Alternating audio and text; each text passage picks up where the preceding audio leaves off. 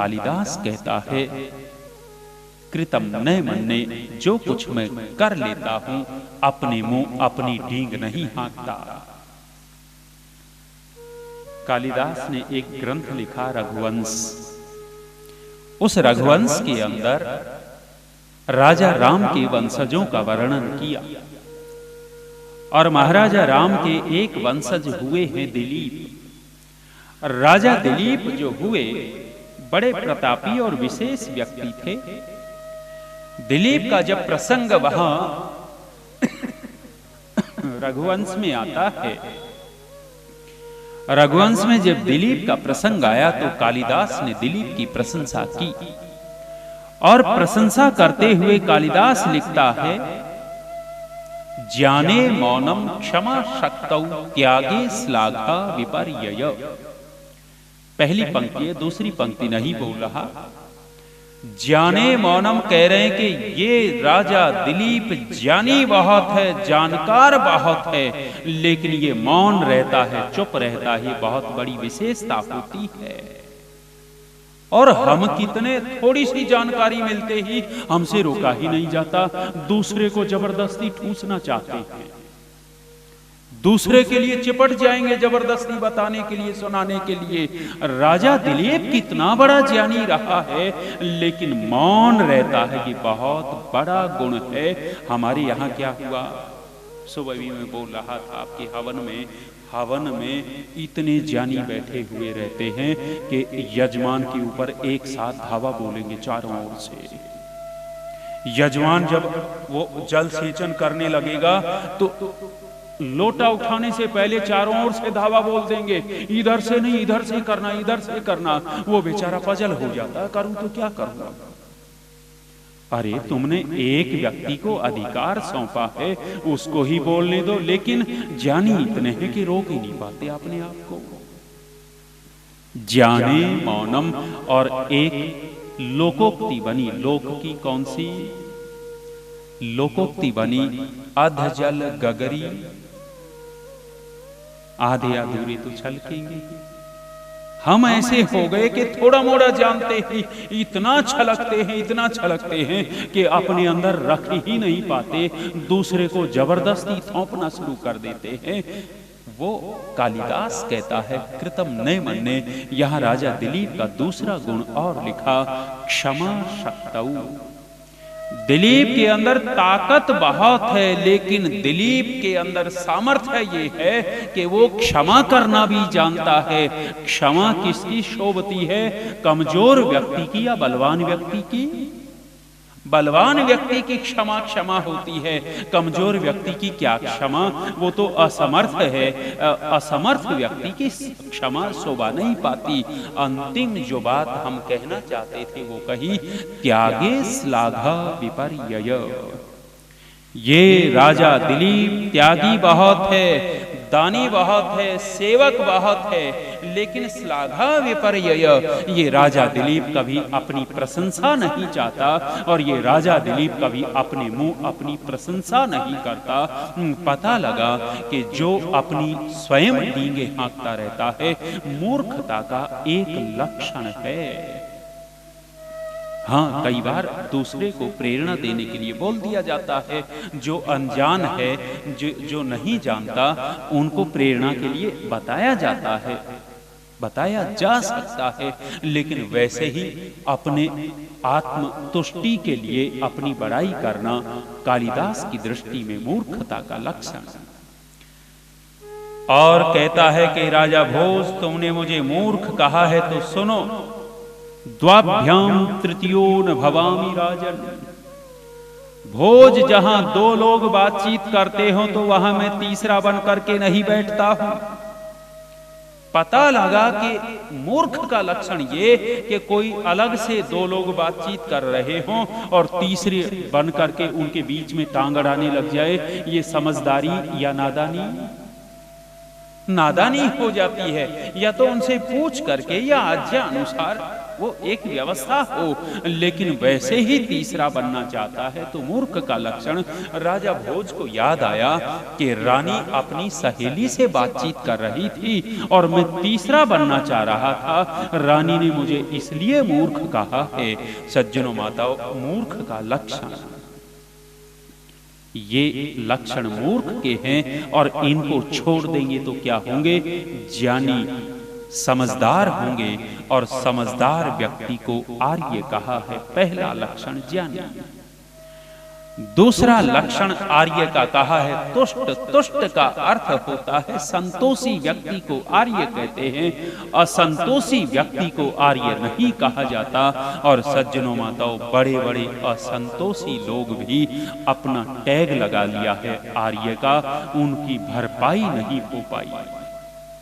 कितना कितना ले बैठे हैं समाज से, कितना कितना ले बैठे हैं कहां कहां से, लेकिन फिर भी संतुष्टि नहीं है। ऐसा व्यक्ति आर्य नहीं कहलाता। संतोषी व्यक्ति को आर्य कहा गया है। एक वृद्ध महिला गरीब भिखारी भीख मांग रही थी। भीख मांग रही थी, बड़ी दुखियारी थी। कटोरा हाथ में था, पल्लू भी लिए हुए थी। अचानक संयोग हुआ कि कोई श्रेष्ठी, कोई बड़ा धनी दयालु व्यक्ति आया। दयालु व्यक्ति आया, बूढ़ी मां को कहा कि मां क्या करती हो? भीख मांगती हो, पेट की आग मिटानी है, भूख लगती है, परिवार में भी एक दो हैं, उनके भी काम चलाना है।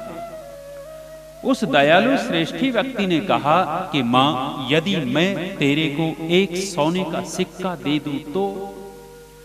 बुढ़िया कहने लग गई कि मजाक क्यों करते हो? मजाक नहीं करता, मैं तेरे को 5 सोने के सिक्के दे दूं तो? बूढ़ी मां के चेहरे के ऊपर चमक आ गई और कहने लग गई कि मैं अपनी व्यवस्था कर लूंगी। यदि मैं 15 सोने के सिक्के दे दूं तो? बुढ़िया ने और बड़ी योजनाएं अपनी रख दी और वो व्यक्ति कहने लग गया कि मां पल्लू फैला। अपना पल्लू फैलाया और उसने सोने के सिक्कों से उसका पल्लू भर दिया। 15 नहीं, पूरा भर दिया। और पूरा भरने के बाद वो श्रेष्ठी व्यक्ति कहता है कि माता जी, इतने में काम चल जाएगा या और दे दूं? और देने का भी सामर्थ्य मेरे अंदर है, और देने का सामर्थ्य अंदर है। बूढ़ी महिला कहती है दे सको तो और दे दो। वो व्यक्ति कहता है कि मेरी मां, तेरा पल्लू फट सकता है और पल्लू फटेगा ये समझो कि नीचे गिर गए तो फिर उठाने नहीं दूंगा। नीचे सिक्के गिर गए तो उठाने नहीं दूंगा। बूढ़ी महिला कहती है कि कोई बात नहीं, मेरा पल्लू बड़ा मजबूत है, और डाल दो। सज्जनों माताओं, संतोष है या नहीं है? और ये मनुष्य इस चीज से कभी संतुष्ट नहीं हुआ। महर्षि गौतम न्याय दर्शन के लिखने वाले और उनके दर्शन के ऊपर भाष्य करने वाले ऋषि वात्सायन ने लिखा कि ये धरती के ऊपर जो समुद्र है, इस समुद्र का पानी खाली कर दिया जाए और पानी खाली करने के बाद जो गहरे गड्ढे समुद्र के हों उसके अंदर सोना, चांदी, हीरे, मोती, जवाहरात सब कुछ भर डालो और भरने के बाद एक व्यक्ति को दे दो। एक व्यक्ति को देने के बाद उससे पूछो कि भाई इतने में काम चल जाएगा या कुछ और चाहिए? वो व्यक्ति क्या कहेगा? थोड़ा सा और मिल जाता तो और अच्छा रहता। इतना देने के बाद भी थोड़ा सा, अर्थात संतुष्ट नहीं है। और जो संतुष्ट नहीं है वो आर्य भी नहीं है। आर्य का दूसरा लक्षण तुष्ट। ज्ञानी तुष्टश्च दंतश्च। तीसरा लक्षण कहा है दांत। दमु उपसमे, अर्थात जो अपने मन का निग्रह करना जानता है वो आर्य है, और जिसने अपने मन को खुला छोड़ रखा है वो आर्य के लक्षण से दूर हो जाता है। और सज्जनों माताओं, परमात्मा ने ये मन बड़ा विशेष दिया है, कोई साधारण नहीं दिया।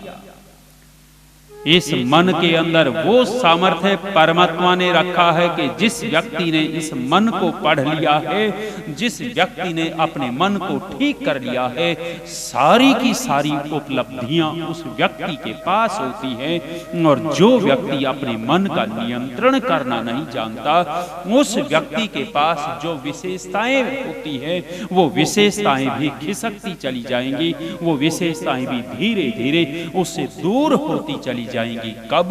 जब व्यक्ति का मन नियंत्रण नहीं होता तब। मन की ताकत कितनी है कि मन यदि, कहावत बनी ना, मन के हारे हार है मन के जीते। जब व्यक्ति मन से मजबूत होता है तो हारी हुई बाजी जीत जाता है, और जब व्यक्ति मन से कमजोर हो जाता है तो सब कुछ पाया हुआ भी हार जाता है। मन का कमाल इतना है, परमात्मा ने मन को कैसा अद्भुत बनाया, कितना प्रभाव पड़ता है हमारे मन के ऊपर। इसलिए कभी मन में नकारात्मकता मत आने दीजिए। मन में जितनी सकारात्मकता बनी रहेगी, मन के अंदर जितने सकारात्मक विचार हम डालेंगे, हमारे अंदर की मजबूती होगी। और नकारात्मक, ये बेकार, ये खाना बनाने वाली बेकार, जिस बर्तन में डाला ये बेकार, ये बोलने वाला बेकार, ये व्यवस्था बेकार बेकार बेकार। मन में क्या डाल लिया? नकारात्मक विचार डाला।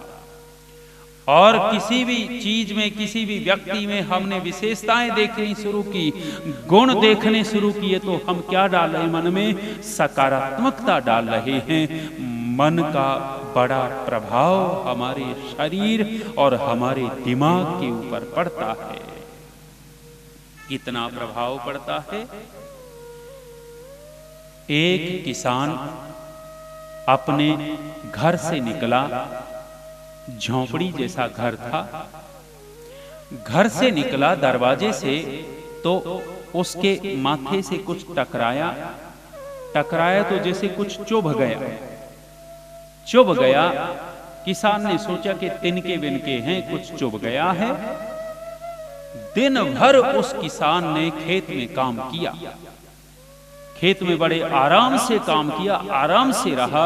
लेकिन जब घर लौट करके आया, जिस दरवाजे पर कुछ चुभा था, उस दरवाजे पर सांप था। अब किसान के मन के ऊपर क्या प्रभाव आ गया? मेरे माथे पर जो कुछ चुभा था वो क्या था? सांप ने काट लिया। और उस किसान के मन में इतना गहरा प्रभाव पड़ गया उस बात का, अगले 2 घंटे में किसान शरीर छोड़ गया। किसका प्रभाव था ये?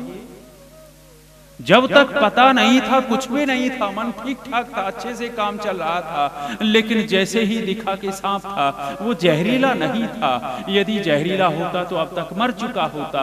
लेकिन उसका इतना गहरा डर मन के अंदर बैठा दिया। मन में बहुत ताकत है। यदि ये मन अच्छा सोचता है तो ऊपर की ओर इस विचारों को उठाता है, और मन में यदि गलत सोचते हैं तो पतन की तरफ लेकर के जाता है। इस मन की नदी दोनों ओर बहती है। ये अच्छे की तरफ भी बहती है, ये बुरे की तरफ भी बहती है। जिसने बुरे को रोक दिया तो अच्छे की ओर अपने आप बहेगी। मन की ताकत को देखने के लिए विदेशी मनोवैज्ञानिकों ने एक परीक्षण करना चाहा। परीक्षण क्या करना था? एक अपराधी को मृत्यु दंड दे दिया गया।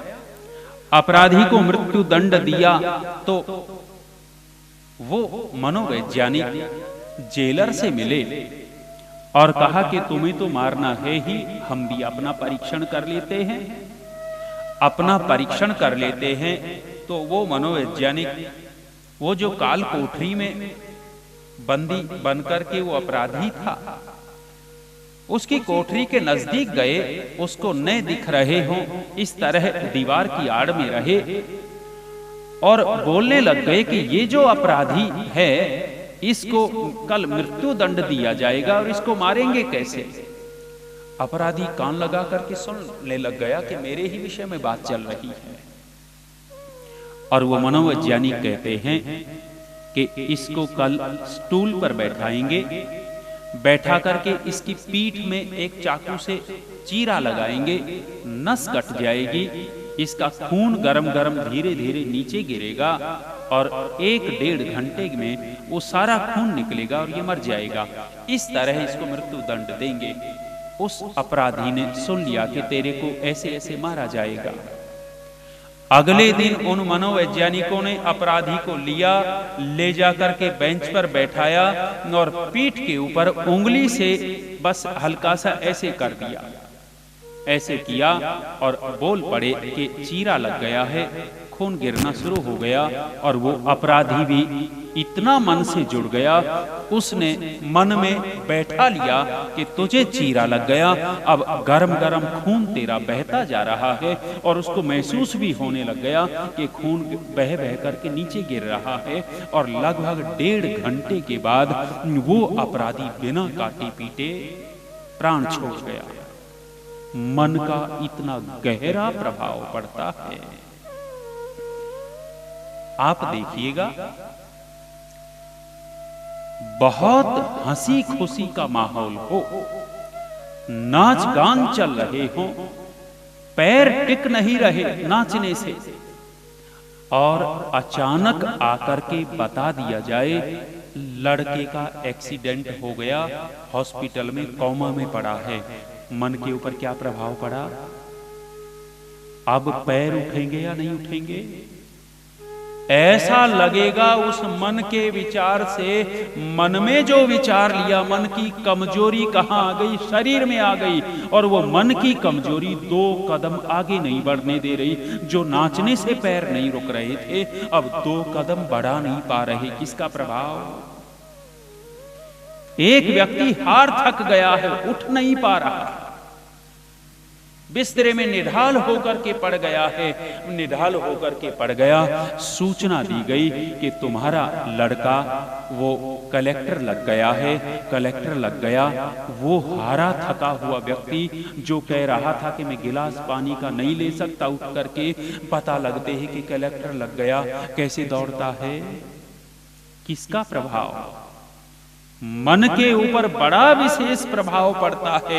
इसलिए इस मन को रोकना, थामना, संभालना होता है। जिस व्यक्ति ने इस मन को रोका, थामा, संभाला है, वो आर्य है। और जिस व्यक्ति ने इस मन को खुला छोड़ दिया है, वो आर्यपने से दूर चला गया है।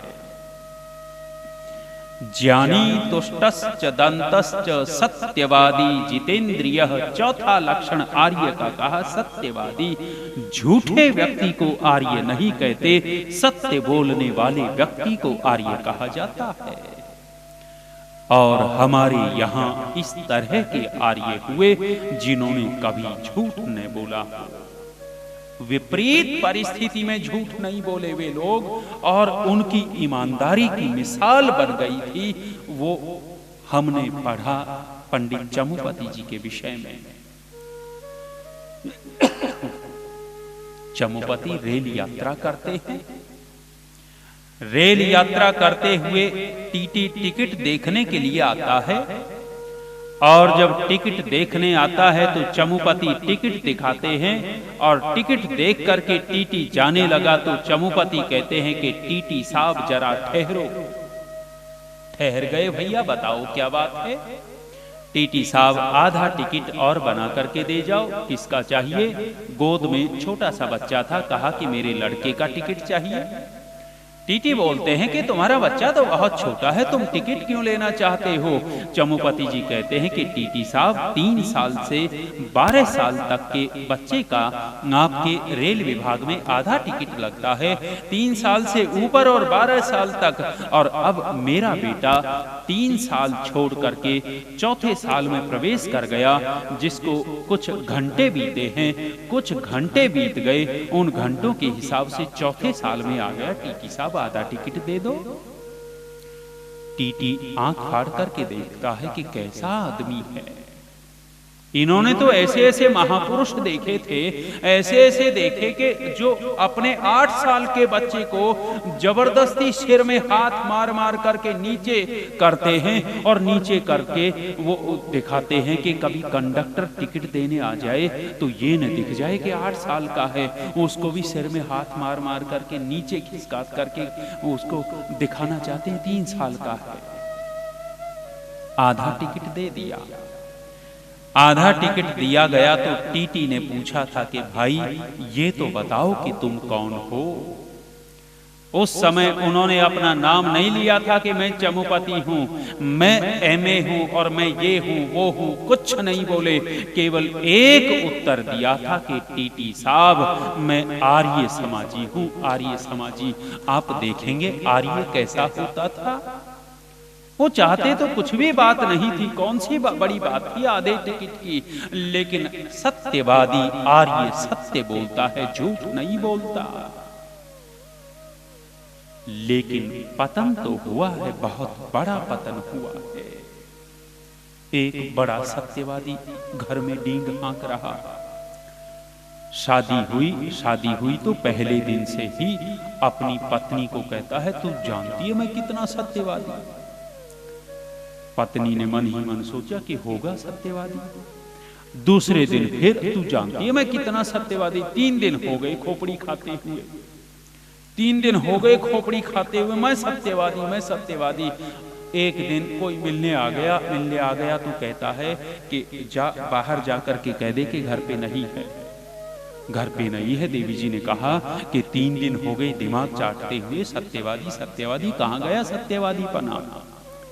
ये बड़ा उछल करके कहता है कि बाहर जाकर के झूठ तो तू बोलेगी, मैं थोड़ा ही बोलूंगा।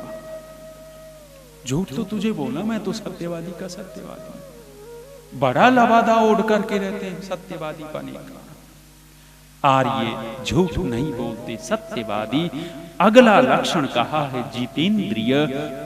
आर्य का 5वां लक्षण आर्य जितेंद्रिय होता है, लंपट नहीं होता। लंपटपना जब जब आता है व्यक्ति आर्यपने से दूर चला जाता है। और जो व्यक्ति अपने इंद्रियों का जितना संयम करके रखता है वो उतने ही अंश में आर्य बना रहता है। और जिसने लंपटपना किया है सज्जनों माताओं, इतिहास के अंदर वो व्यक्ति कभी पूज्य न हो सका। और वर्तमान में भी उन लंपट लोगों का कभी आदर से नाम नहीं लिया जाता। और उनके आदर से तो छोड़ दीजिए, भले ही उनके नाम कितने भी बढ़िया से बढ़िया रहे हों। दुर्योधन कोई घटिया नाम नहीं है, कंस कोई घटिया नाम नहीं था, जयद्रथ घटिया नाम नहीं था। नाम तो बहुत बढ़िया बढ़िया थे, लेकिन ये बढ़िया बढ़िया नाम किसी ने रखे नहीं उनके बाद। क्यों? क्योंकि लंपटपना रहा उनके जीवन में, जितेंद्रियता नहीं रही। आर्य वो जो जितेंद्रिय होता है। अब लंबी व्याख्या नहीं करेंगे, समय भाग गया, पीछे हटते हैं। 6ठा लक्षण लिखा है दाता। दानी व्यक्ति को आर्य कहते हैं, हड़पने वाले व्यक्ति को आर्य नहीं कहते। यथा प्रसंग वो दान देता है, आवश्यकता अनुसार देता है, उस व्यक्ति को आर्य कहा गया है। और जो हर समय लेता लेता लेता ही रहता हो वो व्यक्ति आर्य नहीं होता। आपके जोधपुर में स्मृति भवन बड़ा विशेष हो गया है और ये दर्शनीय स्थल हो गया, पर्यटक स्थल हो गया है। और ये मेहनत कर रहे हैं, गहलोत जी लगे रहे, ये लेते हैं, लेकिन पहले अपना दिया है। और कितना दिया होगा वहां बोर्ड लगा हुआ है, संख्या तो ये जानते हैं, या बोर्ड पे देख लीजिएगा कितना दिया है। देने वाला समाज के उपकार के लिए लिया भी जाता है, लेना ही चाहिए, लेकिन लेता लेता रहे, स्वयं कुछ न करे, स्वयं न देवे, स्वयं कुछ न करे, आर्यपने से दूर हो जाता है। और ये प्रवृत्ति हमारे उपदेशक वर्ग में ज्यादा है। उपदेशक वर्ग में ये लेना लेना ही जानते हैं, कहीं देना कम जानते हैं। उपदेशक एक आप देखेंगे जो प्रोफेसर है, यूनिवर्सिटी में कॉलेज में पढ़ाता है, स्कूल में अध्यापक पढ़ाता है, उसको कितना 50,000, 60,000, 80,000, 1 लाख मिलता है। और वे लोग कहीं न कहीं दान देते रहते हैं। और हमारा उपदेशक वर्ग भी महीने में कितना ले लेता होगा? लगभग इतना ही इनके भी आए हैं, लेकिन उपदेशक वर्ग में देने की भावना कम हो गई। आर्य कौन? जो देना जानता है। अभी पिछले वर्ष तक, 1.5 वर्ष पहले तक परोपकारी सभा में रहते रहे और स्वामी विश्वंगी बाहर जाते थे। बाहर गए तो वो व्यक्ति ऐसे थे, कभी उन्होंने अपनी दक्षिणा भी पास नहीं रखी। पहले परोपकारी सभा की रसीद कटती थी और वो सारा वहां आता था। मैं भी बाहर जाता था, रसीद मेरे पास रहती थी, ला करके दे देते थे। संस्था है, संस्था में आवश्यकता थी, बहुत अच्छा लगता था। धर्मवीर जी थे, वहां रौनक थी, बहुत अच्छा लगता था वहां रहना। अब गुरुकुल मलारना में चले गए, वहां स्वामी जी थे, एक पौराणिक सन्यासी रहे। फिर कहीं से सत्यार्थ प्रकाश वैदिक साहित्य मिला, तो लगभग 20-22 साल पहले वैदिक धर्म से ज़्यादा जुड़ गए थे। ज़्यादा जुड़ गए तो उन्होंने एक छोटा सा गुरुकुल खोल लिया था। मैं 8-10 साल से उनके पास जाया करता था। वो प्रभावित थे, बीच बीच कहा करते थे संभाल लो संभाल लो। उस समय ऋषि उद्यान में ऐसा नहीं लगता था कि यहाँ से जाना पड़ेगा, तो मैंने उनको कभी हाँ नहीं भाई कि मैं स्वामी जी आ जाऊंगा, मना ही करता था। लेकिन जनवरी में ज़्यादा आग्रह हुआ तो वहाँ रहने लग गए। तो अब जो कुछ मिलता है वहाँ गुरुकुल में खर्च हो जाता है। हाँ, लेकिन अकेले लेते रहे, व्यक्तिगत जीवन के लिए लेते लेते लेते ही रहे, आर्यपने से दूर हो जाते हैं। जो देना जानता है वो आर्य। 7वां लक्षण दयालु लिखा है। क्रूर व्यक्ति को आर्य नहीं कहते, जिसके हृदय में दया होती है, दयालु व्यक्ति आर्य है। और सज्जनों माताओं, दयालु व्यक्ति ही दूसरे को बदल सकता है, क्रूर व्यक्ति से कोई नहीं बदल सकता। दयालु व्यक्ति ने बदला है। आप ऋषि दयानंद जी को पढ़ करके देखिए। महर्षि स्वामी दयानंद जी जब गंगा के किनारे रहते थे तो उनके पास की झोंपड़ी का दूसरा साधु आकर के सामने खड़े होकर के गालियां दिया करता था ऋषि को। गालियां देते, रोजाना गालियां देते, और ऋषि दयानंद जी मुस्कुरा करके सुनते रहते थे। एक दिन देखा कि अरे अमृत वर्षा करने वाला आया नहीं, कहां गया? अपने शिष्य को भेजा, उनकी कुटिया में जाकर के देखा तो बुखार से कर्रा रहा है, बीमार पड़ा है। आकर के वापस ऋषि को सूचना दी स्वामी जी महाराज बीमार पड़ा है। ऋषि कितने दयालु थे, फलों की टोकरी कहा कि मेरे पास फल हैं, इनको ले जा और उसको खिला, ठीक कर दे। और उसको फल देखते हुए कहना कि भाई जल्दी से ठीक हो जाओ और अमृत वर्षा फिर से शुरू कर देना। वो व्यक्ति कितनी ग्लानि महसूस करता है कि जिसको मैं रोजाना गालियां देता हूं, वो व्यक्ति मेरे लिए फल पहुंचा रहा है, उसके मन में कोई भी विपरीत भावना नहीं। और वो व्यक्ति जब ठीक हुआ तो आज भी ऋषि की कुटिया के सामने पहुंचा है। लेकिन आज गाली देने के लिए नहीं, आज चरणों में सिर झुका दिया है, सिर रख करके रोता है कि स्वामी जी महाराज मैं आपका अपराधी, मुझे ऐसा नहीं करना चाहिए था।